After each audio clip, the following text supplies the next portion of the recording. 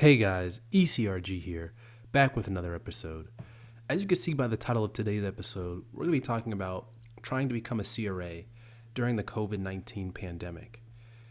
And of course, a lot of this information is going to apply to people trying to get a job in clinical research in general during the pandemic and things of that nature. So before we get into that, I want to let you guys know about the resume review program, career consultation. A lot of people have been booking a lot of career consults during this time. So for those people that are looking to get into the research field, this is an opportunity that can possibly be for you. So if you're interested in that, email me, eliteclinicalgroup@gmail.com. So let's go ahead and get into it. So someone emailed in. I'm going to go ahead and just read their email. So they said, "Hello, I'm an IMG MBBS graduate. Although I'm a U.S. citizen, I received my degree from China. I was wondering on the marketplace for CRAs in light of today's special societal circumstances. I also wanted to know if there is anything I can do to really get my foot in the door to become a CRA. I enjoy your YouTube page. Thank you for the feedback." Well, thank you so much for emailing in. Let's go ahead and address your first question. Marketplace for CRAs today. So, we've got a pandemic going on. We've got the COVID-19 crisis going on. There's not many people that are actively hiring right now that are going to be super, super actively hiring. Even though I feel like clinical trials hasn't been hit as hard as other industries, not like the restaurant industry and other industries, et cetera. They haven't been hit as hard. The money is still flowing. Studies still have to continue to be going on during this time. But, these times are uncertain. We don't know if there's going to be more stay-at-home orders. There's going to be more quarantine, etc. I feel like most people are still working from home right now. And the industry is great for that, continuing to be able to work from home. But I think now is just a hard time to get a job as a CRA. Of course, it doesn't mean you don't try, but I just think that means you manage your expectations. Normally, I would say it'd take a couple months to kind of get in the industry, but now who knows? Who knows? I feel like a lot of companies aren't hiring right now. They may have their job postings up, but they may not be bringing in for interviews until they know for certain what the financial situation is going to be like. So just keep that in mind. So I just want to manage your expectations with what you can expect. Now, of course, I'm more of a balls to the wall, go-getter type person.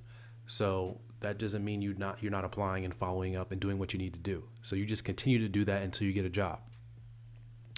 So that's what I would say about that.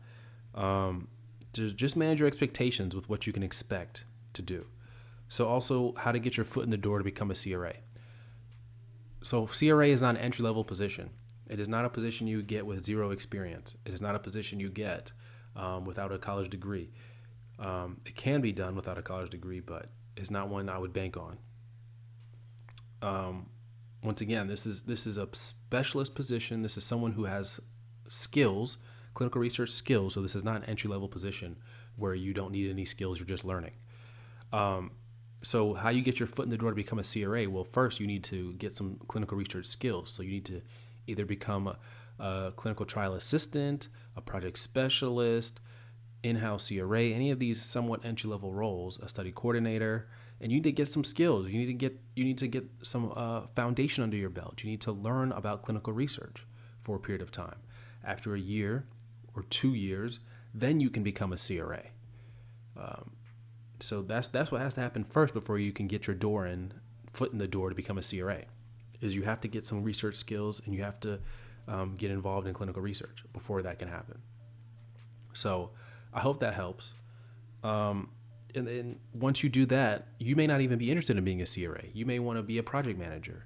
You may want to be a data manager. You may want to do something else. You may not realize you don't like clinical research at all and want to leave. So you really want to get your foot in the door through one of these other research avenues, these entry-level research positions, and then use that to become a CRA if you're interested in still becoming a CRA. And you got to apply. I talk about this a ton on this channel, is you have to apply. Even more so now because of coronavirus and people want to stick to their jobs. I'm sure the turnover is way low right now. A lot of people would be, now is a great normal in normal circumstances. Now would be the perfect time to switch up jobs or to apply for new jobs. Now, I'm sure a lot of people aren't doing that. A lot of people aren't thinking about quitting their job right now. So there's not much openings for new applicants. I'm thinking right now. Normally, clinical research is an industry that has a ton of turnover. So that creates new opportunities, new openings for new candidates, as well as people that are interested in just switching up their job, getting on a different career path, et cetera, et cetera. We don't have that right now. People are trying to just hold on to their job to make it through the pandemic. So keep that in mind to manage your expectations, level your expectations. And, that's really my advice on that. So hope that was helpful.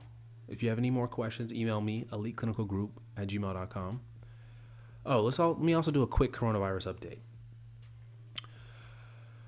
Pretty much not much has changed since the last one.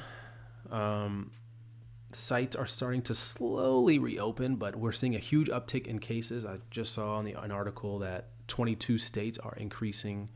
Their coronavirus cases are increasing. That's half the country. That's half the United States. We're seeing cases increase all around the globe too. So things don't seem to be going in the right direction. So who knows what's going to happen? Are sites that have opened slowly going to start to close again? Are we just going to try and, manage these studies remotely? What's going on with that? I haven't traveled since February. That was my last visit. I think it was early March. Early March. That's when the U.S. barely had any cases. Now we've already had like 120,000 deaths, I believe. That's crazy. This thing has just exploded. So we're kind of in limbo on that right now, but we're still continuing to move forward. We're still continuing to, remote monitor as much as possible. And, we'll see what happens in the future. I thought we were turning a corner, but it looks like some states are better managing coronavirus than others. The cases are going down in a lot of states. I have sites in Florida, and that was one of the places I thought was going to be hit the least hard, partly because of the humidity, partly because of, just how spread out it is and how big it is. But they're getting hit really hard right now, partially because of the poor leadership at the governorship level, all the way down, partially because of the Southern bravado. I think you'll see a lot of these Southern states, and I'm from the South. These Southern states, they have this bravado of coronavirus can't hurt me, and, people not wanting to wear masks because it's a little slightly uncomfortable, et cetera, et cetera. So that's why you see the cases in the South rising in most of the states. People not taking it seriously, but that's all right. They just haven't been affected by someone who has died from it yet, or someone who has been deathly ill in the hospital yet, or one of their family members hasn't been, hit hard by the coronavirus yet. It's a matter of time before people start taking it seriously. I was just reading an article about the long-term effects of how people that have even had it with no symptoms or very minimal amount of symptoms have permanent damage to their lungs. Huge inflammation. It was the article was on timesunion.com. It was something like the real effects of coronavirus or something like that. That was the name of the article. And, it's just crazy, the long-term effects, permanent damage, permanent inflammation in your lungs. And these are people that were not symptomatic or very, very minimal symptoms. Young people too. So a lot of young people think that, it's not going to affect them. It's just an old person's thing. Still to this day. So crazy. So you got to keep that in mind also. But yeah, Florida cases are rising. So, and I've got a visit planned there actually in a few weeks. So we'll see if I'll actually be going. I haven't booked travel yet. We'll see if I actually be going down there. But thanks for listening, guys. Email me eliteclinicalgroup@gmail.com if you have any questions or concerns about the industry. Take care.